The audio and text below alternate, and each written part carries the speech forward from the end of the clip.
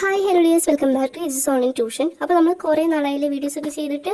അപ്പോൾ വീഡിയോസിന് പകരം ഇപ്പോൾ നമുക്കൊരു സ്പെഷ്യൽ കമ്മ്യൂണിറ്റി ഉണ്ട്, പബ്ലിക് എക്സാം കമ്മ്യൂണിറ്റി. അപ്പോൾ ജോയിൻ ചെയ്യാത്തവരെല്ലാവരും ജോയിൻ ചെയ്യുക. അതിലാണ് നമ്മളിപ്പോൾ എല്ലാ പോർഷൻസും നമ്മൾ ഡിസ്കസ് ചെയ്യുന്നത് കേട്ടോ. അപ്പോൾ ഒന്നുപോലും മിസ്സാക്കണ്ട. ഇതുപോലെ ഒന്ന് രണ്ട് ടോപ്പിക്കൊക്കെ ആയിരിക്കും യൂട്യൂബിൽ വരിക. അപ്പോൾ എല്ലാവരും മറക്കാതെ തന്നെ ഇന്ന് തന്നെ കമ്മ്യൂണിറ്റി ജോയിൻ ചെയ്യുക. അപ്പോൾ ഇന്ന് നമ്മൾ സാൻസ്ക്രിറ്റിൽ നാളെ വരാൻ ചാൻസ് ഉള്ള ടിപ്പണികളാണ് നമ്മളിന്ന് ഡിസ്കസ് ചെയ്യാൻ വേണ്ടി പോകുന്നത് കേട്ടോ. ടിപ്പണി എന്ന് പറയുന്ന നേരത്ത് നമുക്ക് ഏതാണ്ട് ഒരു 5 പഠിക്കാണ്ട്, പക്ഷേ ഏറ്റവും ഇമ്പോർട്ടൻ്റ് ആയിട്ടുള്ള സെൻറ്റൻസുകൾ മാത്രം ഉൾപ്പെടുത്തിക്കൊണ്ടാണ് നമ്മൾ പോകുന്നത്. വളരെ ഷോർട്ടാണ് കേട്ടോ. ഡീറ്റെയിൽ ആയിട്ട് വേണമെന്നുണ്ടെങ്കിൽ നമ്മുടെ കമ്മ്യൂണിറ്റിയിൽ ജോയിൻ ചെയ്യാൻ ലിങ്ക് കമൻറ്റ് ബോക്സിലുണ്ടാവും. ഇവിടെ നമുക്ക് ഫസ്റ്റ് ടോപ്പിക്കായിട്ട് ഒന്നില്ലെങ്കിൽ പ്രകൃതി, അല്ലാന്നുണ്ടെങ്കിൽ വനസംരക്ഷണം, ഇത് രണ്ടും ചോദിക്കാൻ ചാൻസ് ഉണ്ട്. അപ്പോൾ പ്രകൃതി എന്ന് പറയാൻ നേരത്ത് നമുക്കറിയാം കാരണമസ്മാകം പ്രപഞ്ചസ്യ അതിമനോഹരം ഭവതി അല്ലേ. കാടെന്ന് പറയുന്നത് പ്രപഞ്ചത്തിലെ തന്നെ ഏറ്റവും മനോഹരമായിട്ടുള്ള ഒരു കാര്യമാണ്. പിന്നെ നമുക്ക് എന്താ പറയാം, നകുലസ്യ ശിശകസ്യ ബർഹീണം ഏതസ്യ വിവിധ മൃഗാദീനം വിവിധ സ്വതം ഭവതി. അപ്പൊ ഈ പറയുന്ന മൃഗങ്ങളൊക്കെ, വിവിധ തരത്തിലുള്ള മൃഗങ്ങളെല്ലാവരും അവിടെയാണ് ജീവിക്കുന്നത്. സർവേഷം ജീവിനം ആവാസസ്ഥാനം ഭവതി വനം. അപ്പൊ കുറെ ജീവികളുടെ ആവാസ സ്ഥലമാണ് എന്ത്, വനം എന്ന് പറയണത്. തത്ര അനേകി ജന്തവഹ ഏഷ്ടമസന്തി വിഹരന്തി ച. അപ്പൊ കുറെ ജന്തുക്കളും അവിടെ ജീവിക്കുന്നുണ്ട്. വനനശീകരണേ വാതാവരണസ്യ ശുദ്ധവായോഹോ ശുദ്ധജലോഹോ ആവാസ വ്യവസ്ഥായ നാശ ഭവിഷ്യതി. അപ്പോൾ വനനശീകരണം ഉള്ളത് കൊണ്ട് തന്നെ അവിടെ എന്താണ്, ശുദ്ധവായു ആയാലും ശുദ്ധജലമായാലും നമ്മുടെ ആ ഒരു ആവാസ സ്ഥലത്തെ തന്നെ നാശം നടക്കുന്നു അല്ലെങ്കിൽ നശിക്കുന്നു. അതഹ സർവേഷാം സുസ്ഥിതയോ കാന സംരക്ഷണം അസ്മാഭി കരണീയം. അതുകൊണ്ട് തന്നെ നമ്മളുടെ ഓരോരുത്തരുടെയും ഡ്യൂട്ടിയാണ് എന്ത്, നമ്മളുടെ വനത്തിനെ അല്ലെങ്കിൽ കാടിനെയൊക്കെ സംരക്ഷിക്കേണ്ടത്.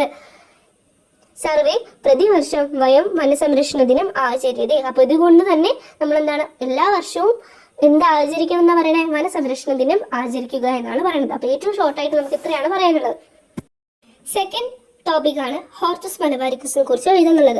ഹോർത്തസ് മലബാരിക്കസ് എന്ന് പറഞ്ഞാൽ നമുക്കറിയാം ഒരു ഗ്രന്ഥമാണ് അല്ലെ. അങ്ങനെയാണെങ്കിൽ നമുക്ക് പറയാം, പ്രസിദ്ധ സസ്യവിജ്ഞാന ഗ്രന്ഥ ഭവതി ഹോർത്തസ് മലബാരിക്കസ്. പ്രസിദ്ധമായിട്ടുള്ള ഒരു സസ്യവിജ്ഞാന ഗ്രന്ഥമാണ് എന്ത്, ഹോർത്തസ് മലബാരിക്കസ്. അസ്യ ഗ്രന്ഥസ്യ കർത്ത ഡച്ച് ദേശീയ ഹെൻറിക് വാൻഡ്രീഡ് മഹോദയ ഭവതി. അപ്പൊ ഈ ഗ്രന്ഥത്തിന്റെ കർത്താവ് അല്ലെങ്കിൽ രചയിതാവ് ഡച്ച് ദേശീയക്കാരനായിട്ടുള്ള ഹെൻറിക് വാൻഡ്രീഡ് ആണ്.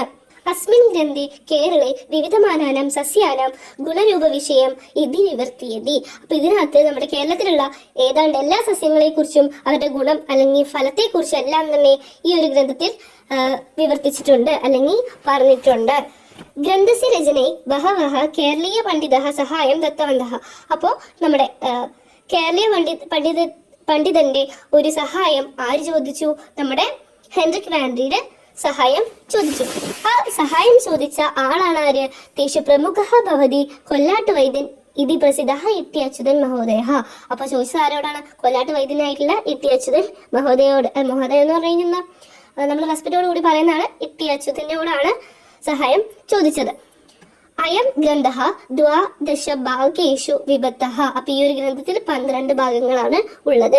അസ്മിൻ ഗ്രന്ഥേ മലബാർ പ്രദേശസ്യ സസ്യാനാം വിഷയെ അസ്തി ഇതി കാരണേന ഗ്രന്ഥസ്യ നാമ ഹോർത്തസ് മലബാരിക്കസ് ഇതി.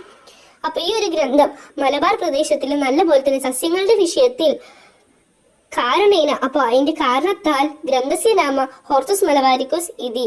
അപ്പോൾ അതുകൊണ്ട് തന്നെ ഈ ഒരു ഗ്രന്ഥത്തിന്റെ നാമം ഹോർത്തസ് മലബാരിക്കസ് എന്ന് വന്നു. മലബാരിക്കസ്, മലബാർ പ്രദേശം അല്ലെ, അങ്ങനെയാണ് പേര് വന്നത്. അയം ഗ്രന്ഥ ജനഹൃദയേഷു സദാ ശോഭതി. അപ്പൊ ഈ ഒരു ഗ്രന്ഥം എന്ന് പറഞ്ഞാൽ ഓരോ ജനഹൃദയങ്ങളിലേക്കും നല്ലപോലെ ശോഭിച്ചു, അല്ലെങ്കിൽ അവർക്ക് നല്ലപോലെ ഹാപ്പിയായി പുതിയ പുതിയ കാര്യങ്ങളൊക്കെ അവർക്ക് മനസ്സിലാക്കാൻ സാധിച്ചു എന്നാണ് പറയുന്നത്. അടുത്ത ടോപ്പിക്കാണ് പഞ്ചമഹാകാവ്യങ്ങൾ.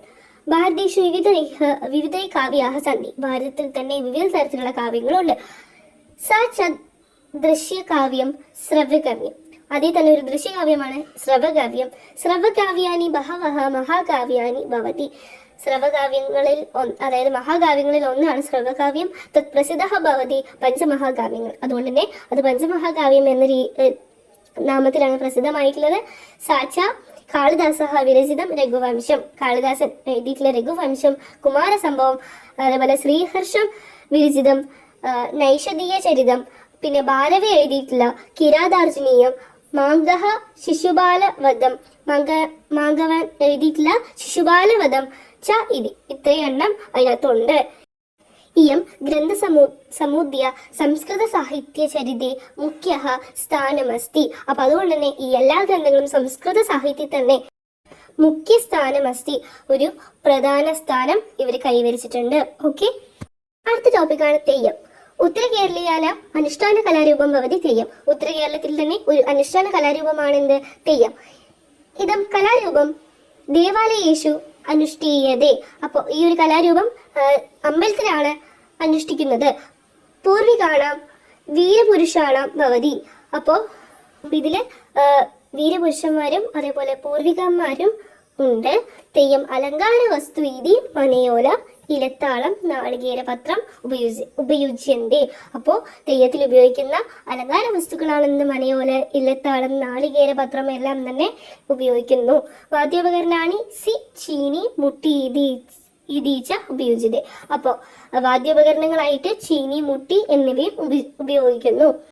തെയ്യമിതി അനുഷ്ഠാനസ്യ ദേവം അനുഗ്രഹസ്യ ദൃഷ്ടും ശക്യത. അതല്ലാന്നുണ്ടെങ്കിൽ നമുക്ക് എന്ത് പറയാം? ഭക്താനാം പ്രാർത്ഥനാം ശ്രുത്വ തെയ്യം അനുഗ്രഹം ച പ്രദദതി. അതായത് ഭക്തജനങ്ങളുടെ പ്രാർത്ഥനയെല്ലാം തെയ്യം കേട്ടിട്ട് അനുഗ്രഹം തരുന്നു. തെയ്യം ഒരു നൃത്തരൂപമായതുകൊണ്ട് നമുക്ക് ആനന്ദത്തോടുകൂടി കാണാം എന്ന് നമുക്ക് പറയാം. തെയ്യം ഇതി നർത്തനം രൂപകം ആനന്ദദായകം പശ്യാമി. ഏതാണ്ട് ഇത്രയും ടോപ്പിക്കാണ് വളരെ ഇമ്പോർട്ടൻ്റ് ആയിട്ട് വരുന്നത്. ഇതെല്ലാം ഒന്ന് കേട്ടിരുന്നാൽ മാത്രം മതി, ബാക്കി നിങ്ങൾക്ക് ഓട്ടോമാറ്റിക്കായിട്ട് എഴുതാനായിട്ട് സാധിക്കും. അപ്പോൾ എല്ലാവർക്കും നാളെ മുതലുള്ള എല്ലാ എക്സാമും വളരെ ഈസി ആവട്ടെ എന്ന് ആശംസിക്കുകയാണ്. അപ്പോൾ ഇന്നത്തെ വീഡിയോ ഇത്രേ ഉള്ളൂ. എല്ലാവർക്കും നല്ല രീതിയിൽ തന്നെ എക്സാം എഴുതാൻ പറ്റട്ടെ കേട്ടോ.